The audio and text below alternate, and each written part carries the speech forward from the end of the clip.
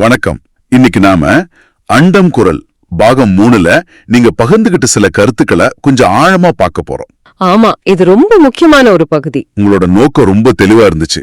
நான் புதுசா எதுவும் சொல்லல, சித்தர்கள் சொன்னதே தான் சயின்ஸ் மொழியில சொல்றேன்னு நீங்க ரொம்ப நம்பிக்கையா சொல்லணும். சரியா சொன்னீங்க. அந்த தெளிவை உருவாக்குறது தான் நம்ம நோக்கம். உங்க குறிப்புகள்ல மனம், அப்புறம் நம்ம உடம்புக்குள்ள இருக்கிற ஒரு சக்தி, செயல்பாடு, இது மூணுக்கும் ஒரு தொடர்பு இருக்குன்னு ஒரு புது கோணத்துல சொல்லிருக்கீங்க. அதை ஒவ்வொன்னா பிரிச்சு பார்க்கலாமா? கண்டிப்பா. இதுல ரொம்ப சுவாரஸ்யமான விஷயம் என்னன்னா, ரொம்ப சிக்கலான ஆன்மீக கருத்துக்களை நம்ம டெய்லி லைஃப்ல பாக்குற ரொம்ப சிம்பிளான உவமைகள் மூலியமா விளக்கி இருக்கிறது தான். ஆமா, நம்ம உடம்ப ஒரே நேரத்துல ஒரு கோயில் மாதிரியும் ஒரு சயின்ஸ் லேப் மாதிரியும் எப்படி பார்க்க முடியுங்கிறதுக்கான திறவுகோள் இதுக்குள்ளதான் இருக்கு. ஒரு பெரிய கருத்து இருக்கு. ஆனா உங்க குறிப்புகள் அதை மொத்தமா உடைக்குது. மனம் ஒரு உறுப்பு இல்ல, அது ஒரு செயல்பாடுன்னு சொல்லுது. இதுவே கேட்க வித்தியாசமா இருக்கே. ஆமா, அதுதான் இந்த மொத்த பார்வைக்கும் அஸ்திவாரம். மனம்ங்கிறது மூளைக்குள்ள ஓடிட்டே இருக்கிற எண்ணங்களோட தொகுப்பு. எண்ணங்களோட தொகுப்பா? ஆமா, உங்க குறிப்புல ஒரு அருமையான ஓமை இருக்கு. நதி எப்படி ஓடிக்கிட்டே இருக்கோ அது மாதிரி யோசனை ஓடிக்கிட்டே இருந்தா அது மனம். ஓ, அப்போ மனச அடக்குறேன்னு சொல்றது ஓடுற நதிய வலுக்கட்டாயமா ஒரு அணை கட்டி நிறுத்துற மாதிரிங்களா? கரெக்டா சொன்னீங்க. அப்படி செஞ்சா என்ன ஆகும்? தண்ணி தேங்கிடும், சக்தி வீணாகும். அதுதான், நதியோட சக்திய பயன்படுத்த முடியாது. அதே மாதிரிதான் மனச அடக்குனா நமக்குள்ள இருக்கிற அந்த உள்ளார்ந்த சக்திய எந்த ஒரு நல்ல காரியத்துக்கும் பயன்படுத்த முடியாம முடக்கி வச்சிடுவோம். அப்போ நோக்கம் அடக்குறது இல்ல. இல்ல, நோக்கம் அத சரியான திசையில திருப்புறது தான். புரியுது. ஆனா இந்த நதிங்கிற உவமை கேட்க நல்லா இருந்தாலும் சில சமயம் நம்ம மனசு ஒரு காட்டாற்று நல்ல மாதிரி இருக்குமே, அது எப்படி திருப்புறது? நல்ல கேள்வி. காட்டாற்று வெள்ளமா இருக்கும்போது அதை திருப்ப முடியாது, சரிதானே? ஆமா. முதல்ல வெள்ளத்தோட வேகத்தை குறைக்கணும். அதுக்குத்தான் தியானம், மூச்சு பயிற்சி மாதிரியான விஷயங்கள் உதவுது. அதுங்க மனச அடக்கிறதுக்கான கருவிகள் இல்ல. ஓ, அது மன ஓட்டத்தோட வேகத்தை கட்டுப்படுத்தி அதை நிதானமான ஒரு நதியா மாற்றுறதுக்கான டெக்னிக்ஸ். நதி அமைதியான பிறகு அதை எங்க வேணாலும் திருப்பலாம். சரி, மனம் என்பது ஒரு செயல்னு புரிஞ்சுக்கிட்டோம். ஆனா ஒரு செயலை செய்ய ஆற்றல் வேணுமே. வேணும். அந்த ஆற்றல் எங்கிருந்து வருது? உங்க குறிப்புகள்ல வாழைன்னு ஒரு வார்த்தை வருது. கேட்கவே ரொம்ப பழமையா ஒரு சித்தர் ரகசிய மாதிரி இருக்கு. இதுதான் அந்த ஆற்றலோட மூலமா? எக்ஸாக்ட்லி. வாலிங்கிறது சித்தர்கள் பயன்படுத்தின ஒரு சொல். இதை இன்னைக்கு இருக்கிற மொழியில சொல்லணும்னா அது நம்ம எல்லாருக்குள்ளேயும் இருக்கிற ஒரு உயிர் சக்தி. உயிர் சக்தியா?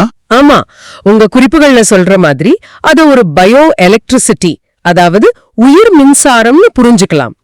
இந்த சக்தி நம்ம உடம்புல தானா சுத்திட்டே இருக்கும். ஓகே. ஆனா இங்க கவனிக்க வேண்டிய ஒரு விஷயம் இருக்கு. இந்த சக்தி தானா எந்த வேலையும் செய்யாது. அது ஒரு பொட்டன்ஷியல் எனர்ஜி மாதிரி, ஒரு பேட்டரியில சார்ஜ் இருக்கிற மாதிரி. ஆமா, சரியா சொன்னீங்க. ஆனா அந்த சார்ஜ் வச்சு ஒரு பொருளை இயக்க ஒரு வழி வேணுமே. அந்த இணைப்பு பாலம் எது? இங்கதான் மனம் உள்ளவர்தா? பர்ஃபெக்ட். இங்கதான் மனம் ஒரு ஸ்விட்ச் மாதிரி வேலை செய்யுது. ஸ்விட்சா? ஆமா, நம்ம உடம்புல உயிர் மின்சாரம் ஓடிட்டே இருக்கு.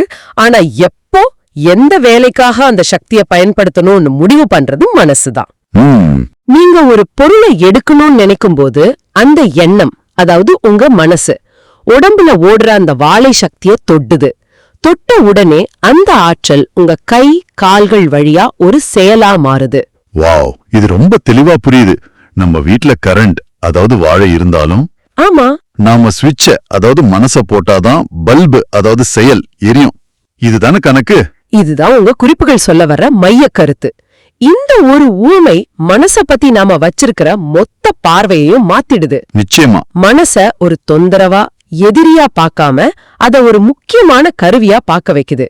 ஸ்விட்ச உடைச்சா எப்படி வெளிச்சம் கிடைக்காதோ அதே மாதிரி மனச அடக்கினா நம்ம சக்தி வெளிப்படாது. சரி, மனம் ஒரு ஸ்விட்ச்னா சில சமயம் அந்த ஸ்விட்ச் பழுதாயிடுமே, இல்லன்னா தேவையில்லாம ஆன் ஆஃப் ஆகிட்டே இருக்குமே. ஆமா, மன ஒழிச்சல் குழப்பம்னு சொல்றோமே, அந்த மாதிரி மனசோட தடுமாற்றங்களை எப்படி பாக்குறது? இந்த உயிர் சக்திய நாம தேவையே இல்லாம செலவு பண்றோம். அப்ப பெரிய செயல்களை செய்ய சக்தி இல்லாம போயிடுது. ஆமா, அதனாலதான் ஒரு தெளிவான மனசுதான் சரியான நேரத்துல சரியான அளவு சக்திய சரியான செயலுக்கு பயன்படுத்தும்.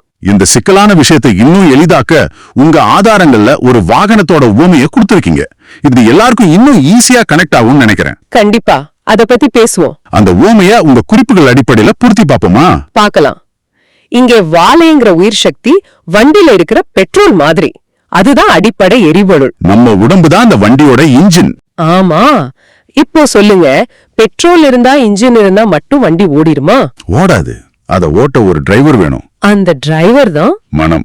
டிரைவர் சீட்ல உட்கார்ந்து சாவிய போட்டு கியர் போட்டாதான் வண்டி நகரும். கரெக்ட். அந்த வண்டி நகருது பாருங்க, அதுதான் செயல்.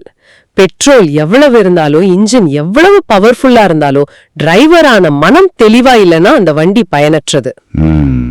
அதனாலதான் உங்க குறிப்புகள் மனச அழிக்க கூடாது, மனச வச்சு அந்த வாழ சக்திய பிடிச்சு அத ஆக்கப்பூர்வமான செயல்களுக்கு மடை மாற்றணும்னு அழுத்தி சொல்லுது. டிரைவர் நீங்க தான், ஸ்டியரிங் உங்க கையில தான் இருக்கு. ஆமா, வண்டிய எங்க ஓட்டிட்டு போகணும்னு முடிவு பண்ண வேண்டியது நீங்க தான். இந்த வண்டி ஊமை நல்லா புரியுது. ஆனா ஒரு டிரைவர் தரிகெட்டா ஓட்டவும் வாய்ப்பு இருக்கு.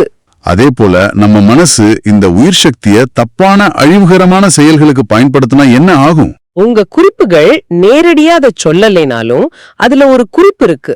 ஆக்கப்பூர்வமான செயல்களுக்கு மடை மாற்ற வேண்டும்னு சொல்றாங்க. ஆமா.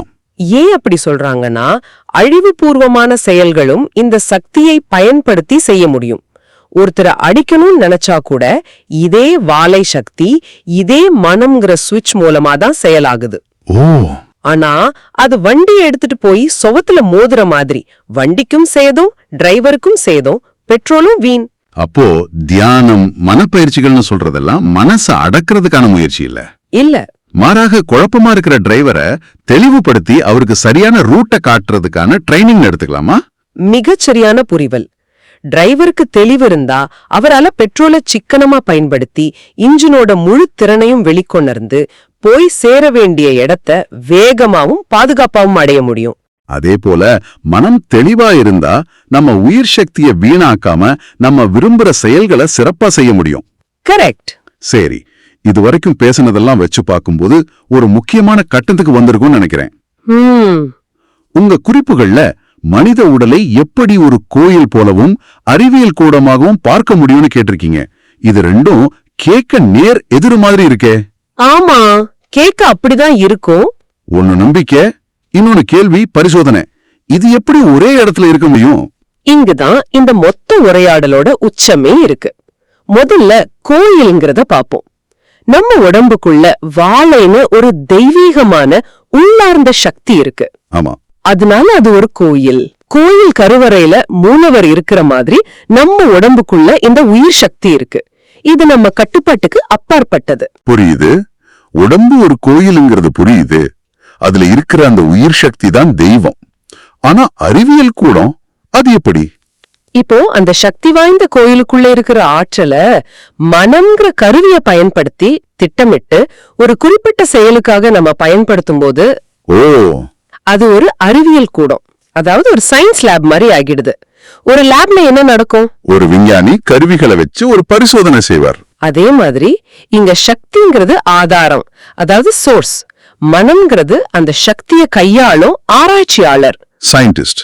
ஆமா, அந்த மனம் சக்தியை ஒருமுகப்படுத்தி செய்ய வைக்கிற செயல்ங்கிறது அந்த பரிசோதனையோட விளைவு, ரிசல்ட். வாவ்!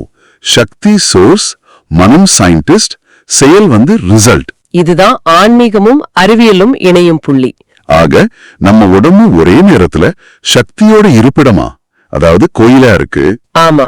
அதே சமயம் அந்த சக்தியை பயன்படுத்துற களமாவும், அதாவது அறிவியல் கூடமாவும் இருக்கு. இது ஒரு அற்புதமான பார்வை. நிச்சயமா. இப்ப புரியுது. சித்தர்கள் சொன்னத அறிவியல் மொழியில விளக்குறேன்னு சொல்றதுக்கான அத்தனை தகுதியும் இதுல இருக்கு. சித்தர்கள் வாழைன்னு சொன்னது சக்தியோட மூலத்தை, ஆனா அதோட செயல்பாட்ட மனம்ங்கிற கருவி மூலமா செயலா மாத்திர இந்த ப்ராசஸ் ஒரு பக்கா சயின்டிபிக் ப்ராசஸ். ரெண்டுமே ஒரே நாணயத்தோட இரண்டு பக்கங்கள். அப்போ இந்த உரையாடல்ல இருந்து நமக்கு கிடைக்கிற தெளிவு இதுதான். மனம் அடக்கப்பட வேண்டிய எதிரி கிடையாது, கிடையவே கிடையாது. அது வழிநடத்தப்பட வேண்டிய ஒரு சக்தி வாய்ந்த கருவி. வாழைங்கிற உயிர் சக்தி நமக்கு ஒரு பேட்டரி மாதிரி இருக்கு. அத சரியான செயல்களுக்கு மடமாற்றி விட உதவுற சுவிட்ச் தான் மனம். ஆமா, நாம தான் அந்த வண்டியோட டிரைவர். இந்த உவமைகள் விளக்கங்கள் எல்லாம் கேட்ட பிறகு சித்தர்கள் பேசின ஆழமான கருத்துக்களை இன்னைக்கு இருக்கிற தலைமுறைக்கு புரியுற மாதிரி அறிவியல் மொழியில விளக்குறேன்னு நீங்க தைரியமா சொல்லலாம்னு நினைக்கிறோம். இறுதியா உங்களுக்காக ஒரு சிந்தனை. இந்த சக்திய ஆக்கப்பூர்வமான செயல்களுக்கு மடைமாற்றணும்னு உங்க குறிப்புகள் சொல்லுது. இது வரைக்கும் ஒருவேளை உங்க மனச ஒரு தடையாவோ கட்டுப்படுத்த முடியாத ஒன்னாவோ நீங்க பாத்திருக்கலாம். இப்போ உங்க மனச ஒரு தடையா பார்க்காம ஒரு துல்லியமான கருவியா, ஒரு ஸ்விட்சா பார்க்க ஆரம்பிச்ச பிறகு நீங்க தேர்ந்தெடுக்க போற அந்த முதல் ஆக்கப்பூர்வமான செயல் என்னவா